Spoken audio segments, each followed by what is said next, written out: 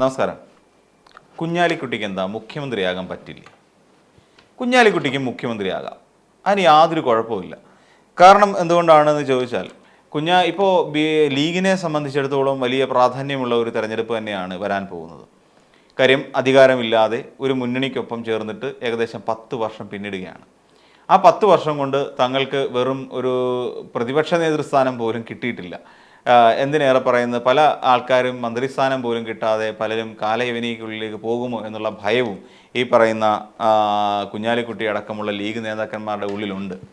എന്നാൽ UDFനെ ഭരണത്തിലേക്ക് എത്തിക്കുന്നതിൽ ഒരു വലിയ പ്രധാനപ്പെട്ട കീ ഫാക്ടർ എന്നുള്ള നിലയിൽ നിന്നുകൊണ്ട്, ഒരു വലിയ ഒരു ഘടകം എന്നുള്ള നിലയിൽ നിന്നുകൊണ്ട് പ്രവർത്തിക്കുന്ന ലീഗിനെ സംബന്ധിച്ചിടത്തോളം ഇത്തവണത്തേത് ജീവൻ മരണ പോരാട്ടമാണ്. ഇത്തവണ കൂടി കിട്ടിയില്ല എന്നുണ്ടെങ്കിൽ പ്രായം അധികരിക്കുകയും വീണ്ടും 5 വർഷം കൂടി പ്രായം കൂടുകയും ചെയ്യും എന്ന് പറയുന്നൊരു സാഹചര്യം. അപ്പോൾ അങ്ങനെ വരികയാണെങ്കിൽ ഇത്തവണ ഭരണം കിട്ടിയാൽ തീർച്ചയായും അവരാവശ്യപ്പെടാൻ പോകുന്നത് മുഖ്യമന്ത്രി സ്ഥാനം തന്നെയാണ്. ആ മുഖ്യമന്ത്രി സ്ഥാനം ആവശ്യപ്പെടുമ്പോൾ തന്നെയുമല്ല, ഇവിടെ എന്തുകൊണ്ട് മുഖ്യമന്ത്രി സ്ഥാനം ആവശ്യപ്പെടുന്നു എന്ന് ചോദിച്ചു കഴിഞ്ഞാൽ, ഇവിടെ ആരായിരിക്കും മുഖ്യമന്ത്രി? ഇതൊരു വലിയ ചോദ്യമായി നിലനിൽക്കുന്നുണ്ട്. ആര്? ഇപ്പം നമുക്കറിയാം, ഇപ്പോൾ പിണറായി വിജയൻ ആണ് നയിക്കുന്നതെങ്കിൽ നമുക്ക് പറയാൻ കഴിയും പിണറായി വിജയൻ തന്നെ മുഖ്യമന്ത്രി. അതായിരിക്കും പാർട്ടിയുടെ അന്തിമമായ ഒരു തീരുമാനം. ഇപ്പോൾ അടുത്ത തവണ മത്സരിച്ച് ഇതൊന്നും ഇളവുകൾ മുഖ്യമന്ത്രി കിട്ടിയില്ലെങ്കിൽ, ഒരുപക്ഷെ സംഭവിക്കില്ല. ഇളവ് കിട്ടിയാൽ പിണറായി വിജയനെ മുന്നിൽ നിർത്തിക്കൊണ്ടായിരിക്കും ഇവിടെ പാർട്ടി ഇടതുപക്ഷം മുന്നോട്ട് പോകാൻ പോകുന്നു. അല്ലാതെ മറ്റ് ബിനോയ് വിശ്വത്തെയോ അല്ലെങ്കിൽ അതുപോലുള്ള നേതാക്കന്മാരെ ആരും പരിഗണിച്ചുകൊണ്ട് പോകേണ്ട അവസ്ഥ ഇന്ന് അക്ഷരാർത്ഥത്തിൽ ഇടതുപക്ഷത്തിലുള്ള CPM ഇല്ല എന്നർത്ഥം. അതേസമയം അവിടെ മറ്റൊരാളും ഒരു അവകാശവാദം ഉന്നയിച്ചുകൊണ്ട് വരില്ല. ഇപ്പം മുഹമ്മദ് റിയാസ് വന്നിട്ട് പറയില്ല അടുത്ത മുഖ്യമന്ത്രി ഞാനാണ് എന്ന് വന്ന് പറയില്ല. അല്ലെ വേറെ ഏതെങ്കിലും ഒരു നേതാവ് അല്ലെ MV ഗോവിന്ദൻ വന്നിട്ട് അടുത്ത മുഖ്യമന്ത്രി ഞാനാണ് എന്ന് അവകാശവാദം ഉന്നയിച്ചുകൊണ്ട് ആരും LDFിലേക്ക് വരില്ല എന്നുള്ളത് യാഥാർത്ഥ്യമായി നിലനിൽക്കുന്നു. അതേസമയം UDFനെ സംബന്ധിച്ചിടത്തോളം പ്രതിപക്ഷ നേതൃസ്ഥാനത്തിന് വേണ്ടിയിട്ട് തല്ലുണ്ടാക്കിയ ഒരു പാർട്ടിയാണ് നമ്മുടെ കോൺഗ്രസ് അല്ലെങ്കിൽ UDF. രണ്ടാമത് വീണ്ടും ആ പ്രതിപക്ഷ നേതൃസ്ഥാനത്ത് ഇരുന്ന ഒരാളെ ചവിട്ടി പുറത്താക്കിക്കൊണ്ട് അയാളെ തീർത്തും അപ്രസക്തനാക്കിക്കൊണ്ട് മറ്റൊരാൾ പ്രതിപക്ഷ നേതൃസ്ഥാനത്തേക്ക് വരുന്നു. അതാണ് VD സതീശൻ. അപ്പം ഇവരിൽ ആര് വരും? രമേശ് ചെന്നിത്തല വരുമോ? ഇനി അതല്ല, ഈ പറയുന്ന പോലെ നമ്മുടെ ഇദ്ദേഹം വരുമോ? VD സതീശൻ വരുമോ? അതും അല്ലെങ്കിൽ അടൂർ പ്രകാശ് വരുമോ? ഇനി ഇതൊന്നുമല്ല, ഹൈക്കമാൻഡിൻ്റെ നോമിനി എന്നുള്ള നിലയിൽ നിന്നുകൊണ്ട് KC വേണുഗോപാൽ ആ സ്ഥാനത്തേക്ക് വരുമോ തുടങ്ങിയ നിരവധി ചോദ്യങ്ങൾ തന്നെ ഇപ്പോൾ. ഇനി അതല്ല, ഇനിയും ഇങ്ങനെ ഒരു അവസ്ഥ കണ്ടുകൊണ്ട് ഇനി നിയമസഭാ തെരഞ്ഞെടുപ്പിൽ ശശി തരൂർ മത്സരിച്ച് വീണ്ടും ശശി തരൂർ മുഖ്യമന്ത്രിയാകാൻ വേണ്ടി ഇവിടേക്ക് വരികയും ചെയ്യുമോ എന്നുള്ള ആധിയും എല്ലാ കോൺഗ്രസ്സുകാരുടെയും മനസ്സിലുണ്ട്. അപ്പോൾ ആ ഒരു തരത്തിൽ പോലും ഈ തെരഞ്ഞെടുപ്പ് അടുക്കുന്ന ഒരു സമയമായിട്ട് പോലും, തെരഞ്ഞെടുപ്പിലേക്ക് ഇനി വെറും 6 മാസം പോലും ഇല്ലാത്ത ഒരു സമയത്ത് പോലും ഇങ്ങനെ ഒരു ചോദ്യം ഇവരുടെ മനസ്സിൽ ഇപ്പോഴുമുണ്ട്. അക്കാര്യത്തിൽ പോലും ഒരു തീരുമാനം ഉണ്ടാക്കിയെടുക്കാൻ ഇതുവരെയായി UDFനോ കോൺഗ്രസ് പാർട്ടിക്ക് കഴിഞ്ഞിട്ടില്ലാത്ത ഒരു വളരെ ദുർബലമായ ഒരു സാഹചര്യമുണ്ട്. അപ്പോൾ അതുകൊണ്ട് തന്നെയാണ് ലീഗിന് അങ്ങനെ ഒരു ആവശ്യം ലീഗ് മുന്നോട്ട് വെച്ചാൽ അത് തെറ്റാകുമോ ശരിയാകുമോ എന്നുള്ളതാണ്. എന്നാൽ നമ്മൾ ആലോചിച്ച് നോക്കൂ, കഴിഞ്ഞ കാലഘട്ടങ്ങളിലെല്ലാം മുസ്ലിം ലീഗ് എന്ന് പറയുന്ന ഒരു രാഷ്ട്രീയ കക്ഷി കഴിഞ്ഞ തവണ ലീഗ് നേടിയ സീറ്റുകളുണ്ട്. 15 സീറ്റുകളോളം ലീഗ് നേടിയെടുത്തിട്ടുണ്ട്. 21 സീറ്റുകളാണ് UDF അല്ലെങ്കിൽ കോൺഗ്രസ് പാർട്ടി കിട്ടിയത്. അവർ 90-ലധികം സീറ്റുകൾ മത്സരിച്ചിട്ടാണ് ഈ പറയുന്ന 22 സീറ്റിലേക്ക് എത്തുന്നത്. 22 സീറ്റിൽ മാത്രം മത്സരിച്ച 11ലേക്ക് എത്തുന്നത്. അപ്പം തോൽവിയുടെ പെർസെൻറ്റേജ് നോക്കിക്കഴിഞ്ഞാൽ UDF ആണ് അല്ലെങ്കിൽ കോൺഗ്രസ് പാർട്ടിയാണ് ഏറ്റവും മുന്നിൽ, തോൽവിയുടെ പെർസെൻറ്റേജ് നോക്കിക്കഴിഞ്ഞാലും. അപ്പം അങ്ങനെ ഒരു സാഹചര്യമുള്ളപ്പോൾ ഈ പറയുന്ന UDF എന്ന് പറയുന്ന ഒരു മുന്നണിയെ ആകെ തന്നെ നിലനിർത്തിക്കൊണ്ട് പോരുന്നത് ഞങ്ങളാണ്, ലീഗാണ് എന്ന് കൃത്യമായി അവർക്കറിയാം. ഇനി കുഞ്ഞാലിക്കുട്ടി അങ്ങനെ ഒരു ആവശ്യം മുന്നോട്ട് വയ്ക്കുമ്പോഴും പാണക്കാട് എന്നുള്ള എല്ലാവിധ അനുവാദവും അനുഗ്രഹവും ഉണ്ടായിരിക്കും എന്നുള്ളതും വസ്തുതയാണ്. അപ്പം എന്തുകൊണ്ട് ചോദിക്കാൻ കഴിയില്ല എന്ന് ഒരു ലോജിക്കലി പോലും കോൺഗ്രസിന് ചോദിക്കാൻ കഴിയാത്ത ഒരവസ്ഥയിലേക്ക് എത്തി. മലബാർ മേഖല മുഴുവൻ പിടിച്ചെടുക്കുന്നതിൻ്റെ പ്രധാനപ്പെട്ട കാരണക്കാരാരെന്ന് ചോദിച്ചു കഴിഞ്ഞാൽ അത് നിസ്സംശയം പറയാൻ പറ്റും. എന്തുകൊണ്ട് കഴിഞ്ഞ തവണയും ഉമ്മൻചാണ്ടി ഭരിക്കുന്ന കാലഘട്ടത്തിൽ പോലും ഉമ്മൻചാണ്ടിക്ക് കേവല ഭൂരിപക്ഷത്തോടു കൂടി ഭരിക്കാൻ കഴിഞ്ഞതിന് കാരണം എന്താണെന്ന് ചോദിച്ചാൽ, ഞങ്ങൾ ലീഗ് ഉള്ളതുകൊണ്ടാണ്, ലീഗുകാരുള്ളത് കൊണ്ടാണ് നിങ്ങൾക്ക് ഭരിക്കാൻ അവസരം, അല്ലെങ്കിൽ കോൺഗ്രസ്സിൽ ഉമ്മൻചാണ്ടിക്ക് ഭരിക്കാൻ അവസരം കിട്ടിയത് എന്ന് നിസ്സംശയം പറയാൻ തൻ്റെ ഇടമുണ്ട് ലീഗിനെ സംബന്ധിച്ചിടത്തോളം.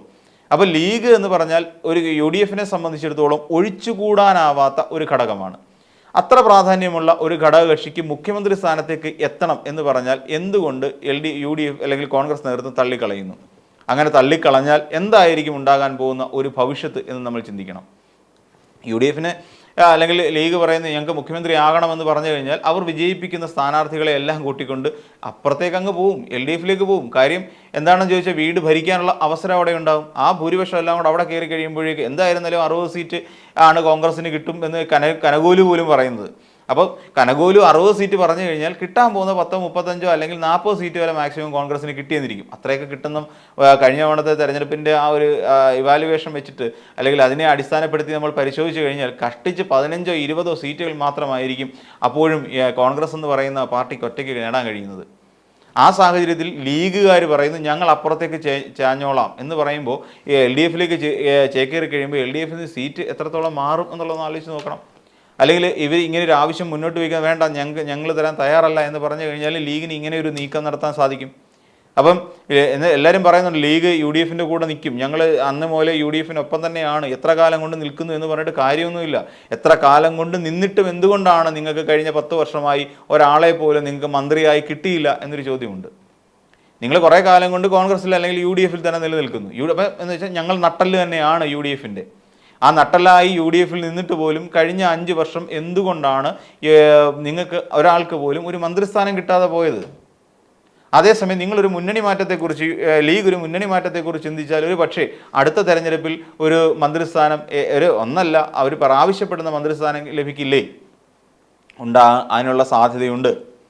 അപ്പം ഈ ഒരു സാധ്യതകൾ കൃത്യമായി പാണക്കാട് കുടുംബമാണെങ്കിലും PMA സലാമിനെ പോലുള്ളവരൊക്കെ അത് മനസ്സിലാക്കുന്നുണ്ട്. ഒരു PMA സലാം തന്നെ തുറന്നു പറഞ്ഞതല്ലേ, ബാക്കിയുള്ള ഘടകകക്ഷികളെല്ലാം കൂടി അങ്ങനെ ഒരു ആവശ്യം ഉന്നയിച്ചാൽ അത് ഞങ്ങൾ നിരാകരിക്കില്ല. അതായത് ബാക്കിയുള്ള ഘടകകക്ഷികളെല്ലാം കൂടി പറയുകയാണ് ലീഗിൽ നിന്ന് PK കുഞ്ഞാലിക്കുട്ടി മുഖ്യമന്ത്രി ആയാൽ മതി എന്ന് ബാക്കി ഘടകകക്ഷികളെല്ലാം കൂടെ ഒറ്റയ്ക്ക് പറഞ്ഞു കഴിഞ്ഞാൽ ഞങ്ങൾ ഒരിക്കലും നിഷേധിക്കില്ല എന്ന കൃത്യമായി അവർ പറയുന്നുണ്ട്. അത് എന്തൊക്കെയാണ് അവർ ചെയ്യുന്നത്? അതിന് ലീഗിന് വാർഡ് കമ്മിറ്റികൾ രൂപീകരിക്കുകയാണ്. അതായത് അടിത്തട്ട് മുതലുള്ള ലീഗിൻ്റെ പ്രവർത്തനങ്ങളെ ശക്തിപ്പെടുത്തുക എന്നുള്ളതാണ് ഇവരിപ്പോൾ ആലോചിച്ചുകൊണ്ടിരിക്കുന്നത്. അപ്പം അടിത്തട്ട് മുതലുള്ള പ്രവർത്തനങ്ങൾ അതുകൊണ്ട് വാർഡ് കമ്മിറ്റികൾ രൂപീകരിക്കുക, വാർഡ് കമ്മിറ്റികൾ രൂപീകരിച്ചുകൊണ്ട് പ്രവർത്തനം കൂടുതൽ വിപുലമാക്കി തീർക്കുക, ഇതൊക്കെയാണ് അവർ ഉദ്ദേശിക്കുന്നത്. തന്നെയുമല്ല മറ്റു ചില കാര്യങ്ങൾ കൂടി. അതായത് ഇപ്പോൾ ഈ കോൺഗ്രസ് കൈയിരിക്കുന്ന സീറ്റുകൾ, വിജയിക്കാൻ കഴിയുന്ന സീറ്റുകൾ പലതും വെച്ചു മാറുക, അങ്ങോട്ട് കൊടുത്തിട്ട് ഇങ്ങോട്ട് മേടിക്കുക എന്ന് പറയുന്ന ഒരു കാര്യമുണ്ട്. തന്നെയുമല്ല ഇനി മറ്റൊരു കാര്യം കൂടിയുണ്ട്. ഇവിടെ ലീഗ് ഇപ്പം തന്നെ ഇങ്ങനെ ഒരു ആശയം മുന്നോട്ട് വെക്കുമ്പോൾ തന്നെ ഒന്ന് ഭയക്കേണ്ട ഒരു ചില കാര്യങ്ങളുണ്ട്.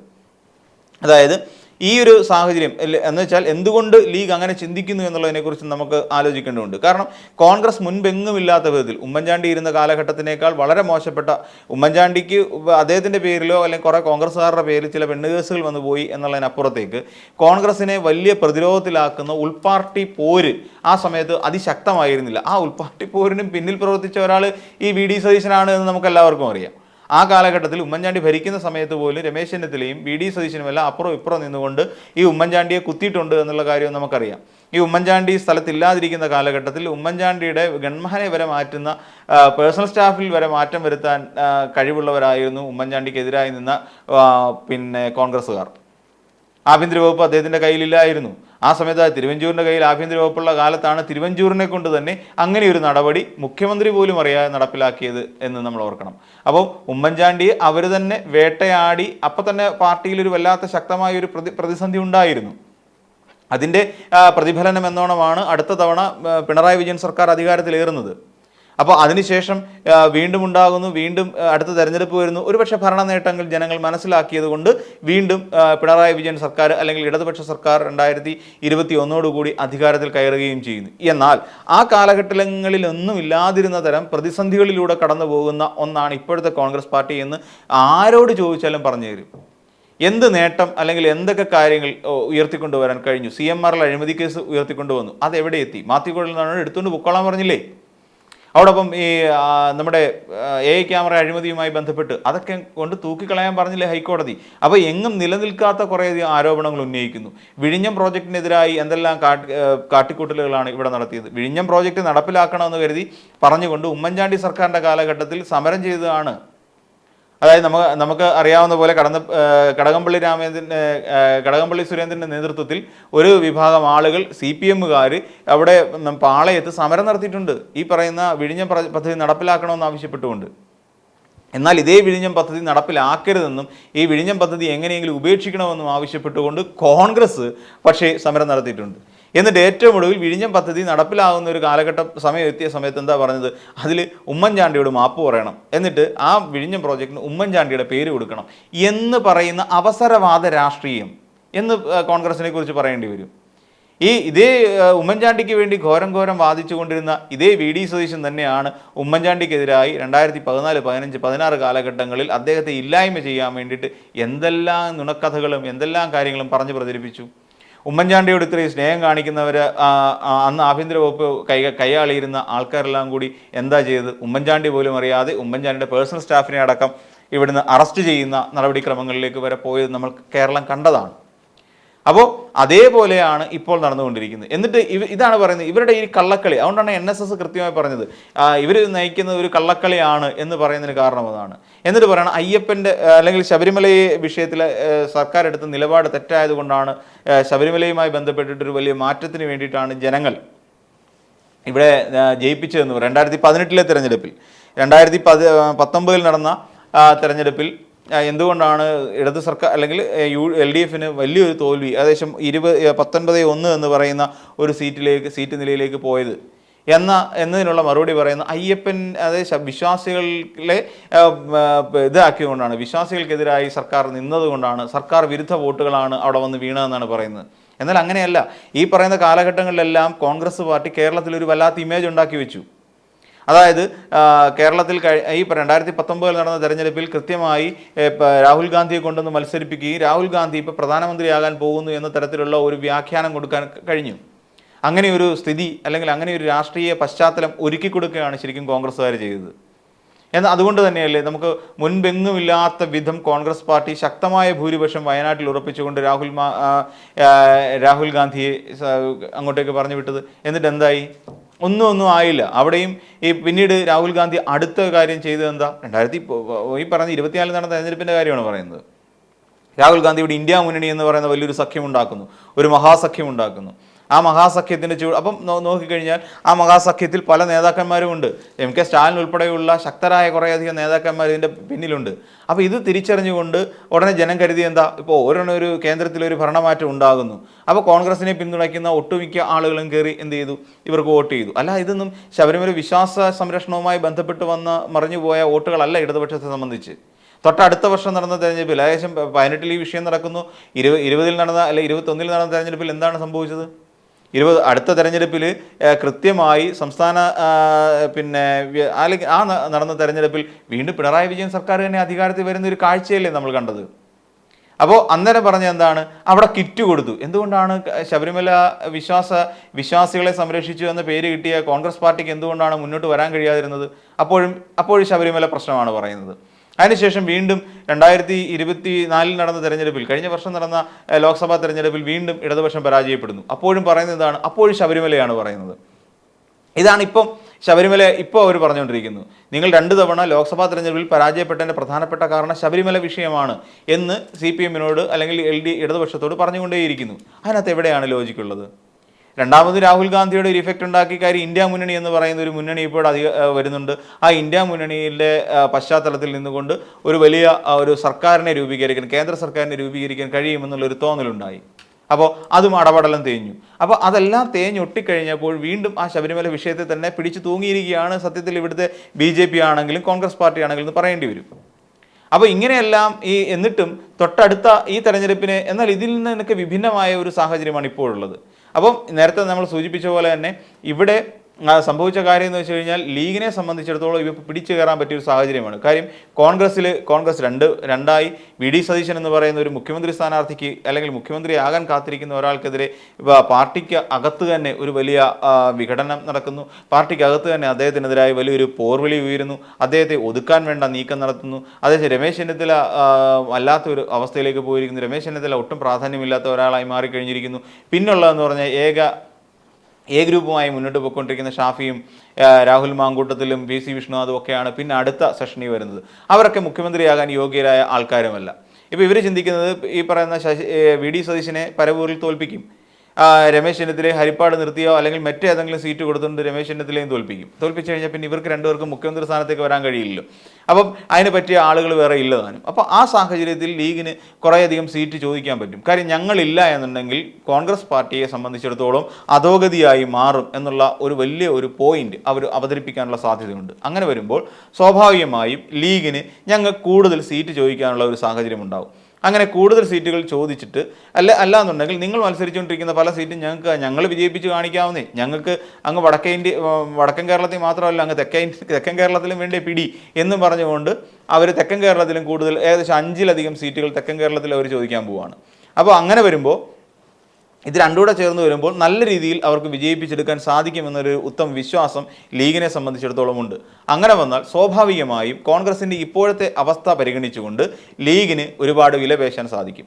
ആ വിലപേശലിന് വേണ്ടി തന്നെയാണ് ഇപ്പോൾ ഇങ്ങനെ ഒരു ചിന്താഗതി ലീഗുകാരുടെ മനസ്സിൽ മുള പൊട്ടിയത് എന്ന് നമുക്ക് നിസ്സംശയം പറയാൻ കഴിയും.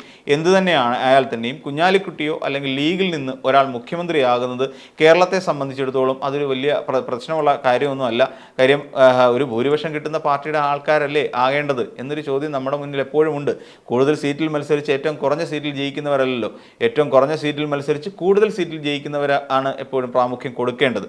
അപ്പോൾ അതുകൊണ്ട് ലീഗ് അങ്ങനെ ഒരു ആവശ്യം ഉന്നയിച്ചുകൊണ്ട് മുന്നോട്ട് വന്നാലും അവരെ തെറ്റു പറയേണ്ട ആവശ്യമൊന്നുമില്ല. അവരുടെ ചോദ്യം ന്യായമാണ് എന്ന് UDF തിരിച്ചറിയുക തന്നെ ചെയ്യും.